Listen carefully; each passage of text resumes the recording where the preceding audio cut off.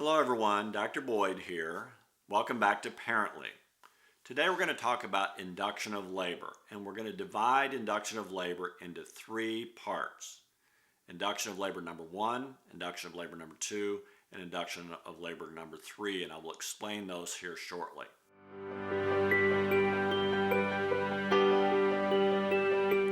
Now, why do we do induction of labor and what does it mean?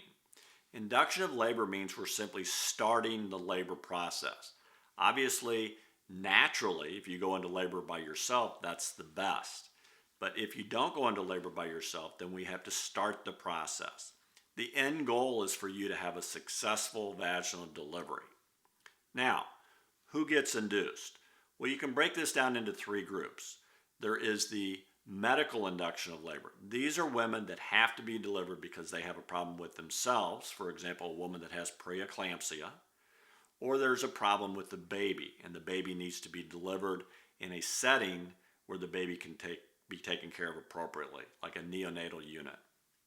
Now, the second group of women that get induced are women that are overdue.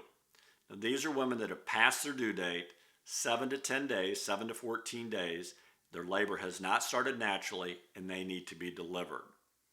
The third group, which is the most common group, is the elective induction of labor. Now, the elective induction of labor is for many reasons, both for the patient's family, the doctor, the hospital schedule, many reasons for elective induction of labor. Now, elective induction of labor is based on the process of getting you delivered. Now, how do we get this process started? Well, we can break it down into three groups. We can base it on a natural approach. This is no intervention from an outside source. Number 2 is we can do it mechanically, and this is through the use of mechanical agents placed in your vagina and cervix. The third, and which is the most common group, is the drug group.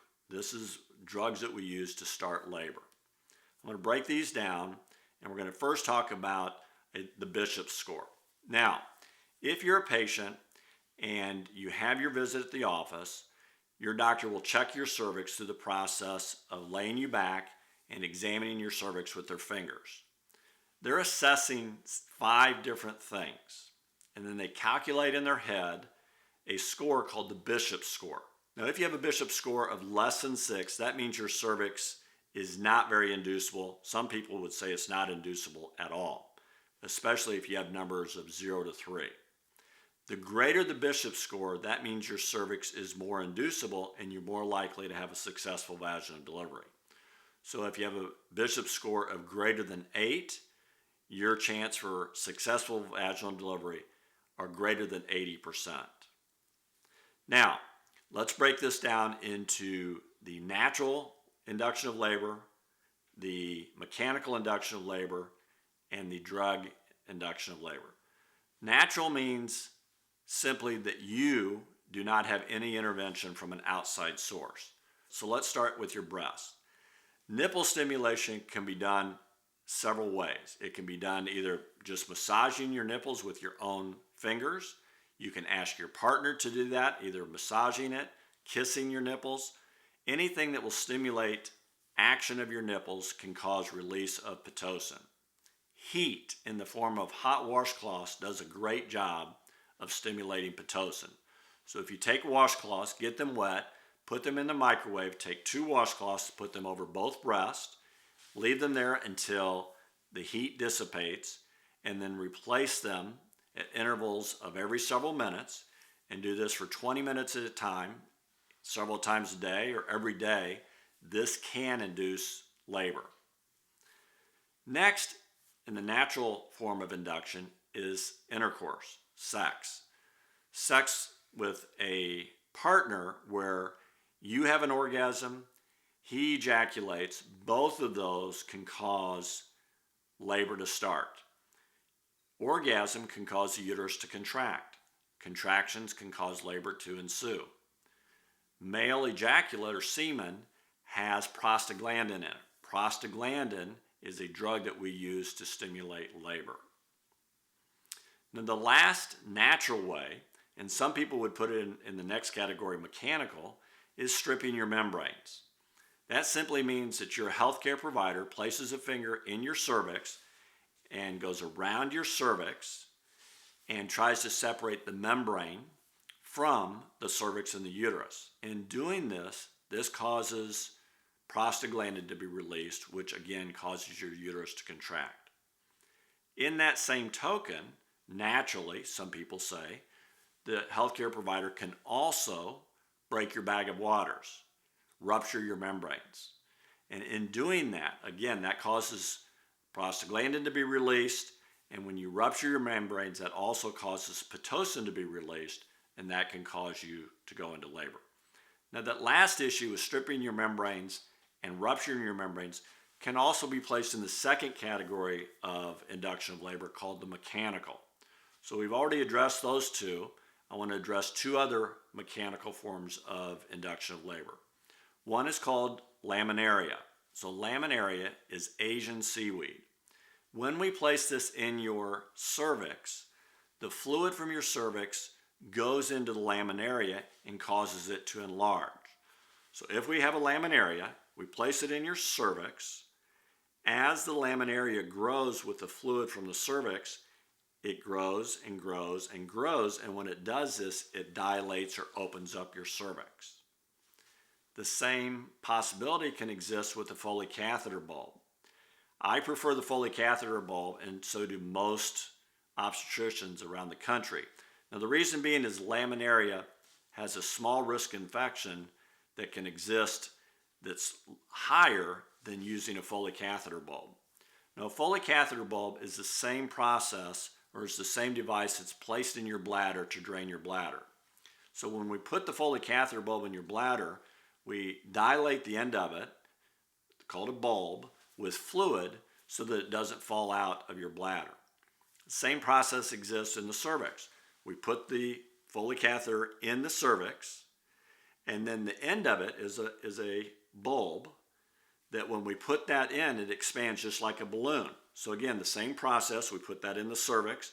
As we open up the bulb with fluid, it grows, and that expands your cervix to open.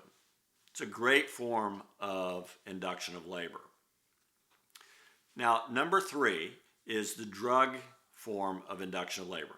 And this is the most common in the United States and the most common from a historical standpoint.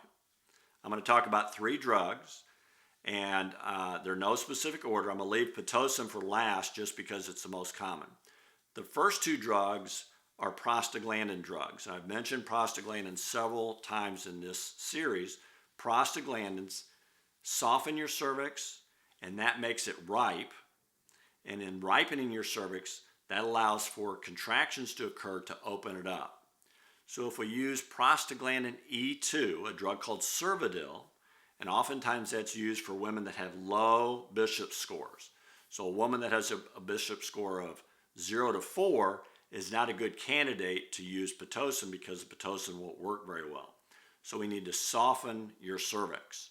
In softening your cervix, we do this with this drug called Cervidil, and it's usually placed when you're in the hospital in the evening time, and we let the Cervidil stay in for 6, 8, 10 hours. After it's been in 6, 8, 10 hours, then we remove it, and then we start either the second drug or the third drug. The second drug is a drug I prefer called Cytotec. That's prostaglandin E1. Cytotec can be given in the form of an oral drug, it can be placed in the vagina, or it can be placed in the rectum. Every doctor has a preference, but most doctors prefer Cytotec to be placed in the vagina when they're inducing labor. We use it in the rectum, usually after delivery if a woman is bleeding.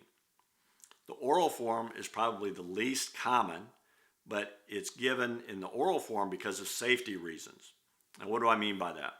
Cytotec has an increased chance of causing the uterus to contract too frequently, and when that happens, the uterus then doesn't relax. So if the uterus contracts and then it relaxes, it takes stress away from the baby. So you can imagine being in a vice grip. As the vice grip closes in on your head, you would like it to relax. Contract, relax. That's what the uterus does. Cytotec has an increased chance of causing the contractions to be closer together than Pitocin. And in that scenario, we would have to give another drug to help relax the uterus so that the distress that's occurring on the baby will go away or relax itself.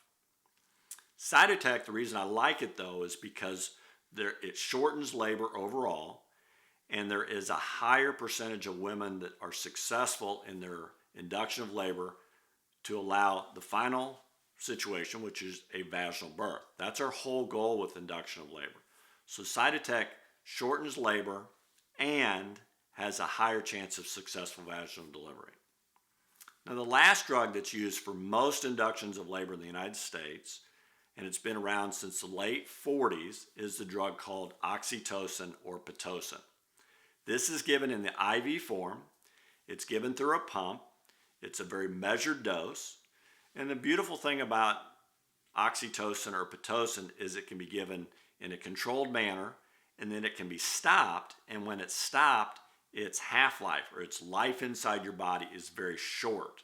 So when we turn it off, the contractions that it's creating will quickly relax.